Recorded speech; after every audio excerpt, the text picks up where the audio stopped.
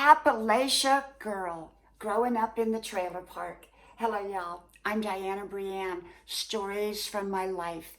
As y'all know, I share stories from my life periodically, and some of them are just repeats, but sometimes I like to repeat them for the people that are new to my channel.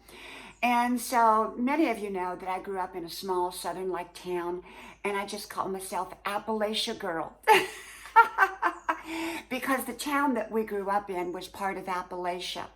And we had a few trailer parks there, and I grew up in, a couple, well, I actually grew up in one trailer park, although there were a couple. I tell a lot of stories about growing up in the trailer park. And it was quite the thing growing up, We had a wonderful, colorful cast of characters that came through my life and through my childhood. I've talked about my babysitters, the old couple, Irene and Charles, who were like surrogate grandparents to me, and they were just wonderful. Charles would sit and he would smoke his cigar and his stogie and chew his tobacco, and Irene would sit in her hard kitchen chair in the living room, and I would sit in like the old recliner. It wasn't like a recliner like we have now. It was more like a small chair that kind of went back and forth. And we would watch Hee Haw. We would watch The Honeymooners. Oh, and they just would take me everywhere. And they treated me like I was their child. And so they were part of my wonderful memories. And we grew up poor. I talked about in another story about the car that only drove in reverse, how my brother would take the car through town and we would go in reverse, and I would sit in the back seat looking for the police to make sure that we didn't get in any kind of trouble. So I would let my brother know, hey, we've got to, pull over. Or I talked about the Wiggle Lady. I don't know if many of you remember the Wiggle Lady who used to wiggle her way through the trailer park, and she wore stilettos and she had big blonde hair, and she attracted all the men and all the women, whose husbands would look at her. They would get kind of like, you can't look at her. So the women started to tease their own hair up and started to wiggle their walk. Yeah, I grew up with a colorful cast of characters.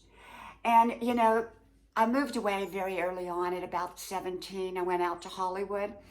But they say, you can take the girl out of Appalachia, but you can't take the Appalachia out of the girl. And I've always loved the South, even when I lived in California for many, many years. And then my husband and I traveled the world and lived. And we've settled in the South. I don't think we're quite in Appalachia, but we're kind of close to it. And I just love it. I love the color of the leaves when they change in the fall. And I talked to my husband. I said, you know what, maybe we should buy something back kind of where I was from, in Appalachia, down by the river, or, something really beautiful by a lake, and just to kind of go on weekends or whatever. And, sometimes I think people want to hide their childhood, and they want to say, oh, I didn't grow up poor, I didn't grow up this, or I didn't grow up that. But I'm real proud of my childhood. In part, it made me who I am today. And yes, we were kind of poor. We were pretty poor. I mean, anybody that only had a car that drove in reverse through town, that's pretty poor. And we used to go for surprise boxes. And surprise boxes were those boxes of commodity food before there ever was food stamps. And they'd give you sugar and flour and butter and maybe a piece of meat. And so my brother and I'd go in our car in reverse all the way to get the food box, and then we'd come all the way back in reverse. Yep, and that trailer park, that trailer park was in the holler. The holler is sort of like, it's kind of like a winding country road that goes down through kind of like the hills, and everybody knows each other. Everybody on the holler knows each other. They just holler at each other. Some of them didn't have phones back then, so they just holler. That's why they called it a holler. And so, yeah, I grew up in the holler, and I grew up in the trailer park some of the time, and then a couple other times I grew up in a house that sat by the railroad tracks, and every time the train would come by, it would shake the house and shake the dishes and shake the pictures on the wall. Yep, I have some pretty good memories. And when I went out to Hollywood, one of the things is I had to work on my way of speaking, because I said words like tar for tire. I'm going to push it for pushing it. I'm going to check the fireplace, the fireplace. And I said all kinds of words like that. But you know what? As time went on, I learned to appreciate how I talked.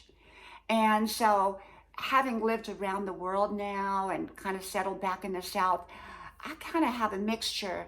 My voice is kind of a mixture of everything. It's even got a little bit of Valley Girl from California. But like I said, you can take the girl out of Appalachia, but you can't take the Appalachia out of the girl. Okay, well, from my house to yours, may God bless you. I hope you like, share, subscribe, and I hope to talk to you soon again. Bye-bye.